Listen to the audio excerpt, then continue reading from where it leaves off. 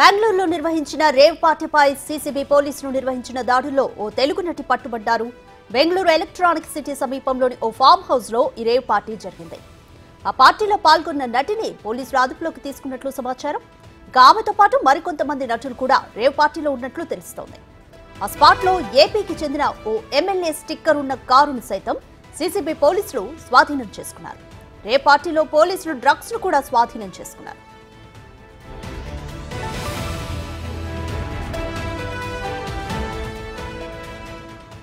Rave పార్టీపై దాడులు చేసిన సీసీబీ పోలీసులు చాలా వ్యూహాత్మకంగా వివరించారు.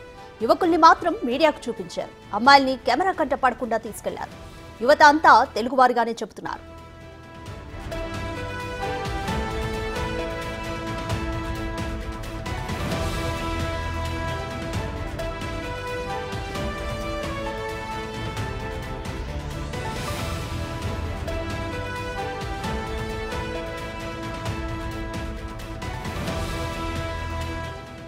అయితే ఈ రేవ్ పార్టీ తెలుగు రాష్ట్రానికి చెందిన వాసు బర్త్డే సెలబ్రిటీ పేరుతో నిర్వహించినట్లుగా చెబుతున్నారు. అయితే ఆ పార్టీకి చాలా మంది తెలుగు యూత్ కూడా హాజరయ్యారు. వారితో పాటు కొందరు మహిళా నటుల్ని కూడా ఆహ్వానించినట్లు తెలుస్తుంది. వారిలో టాలీవుడ్ కు చెందిన హెమాహెమీలైన నటులు కూడా ఉన్నారు.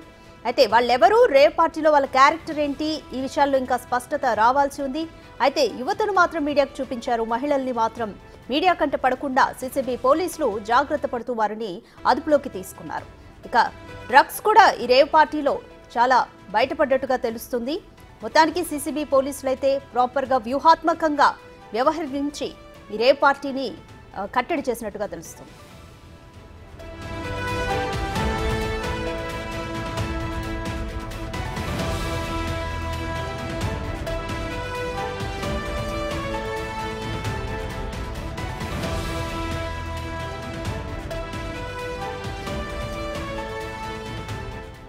రైట్, విజువల్స్ లో చూస్తున్నాము.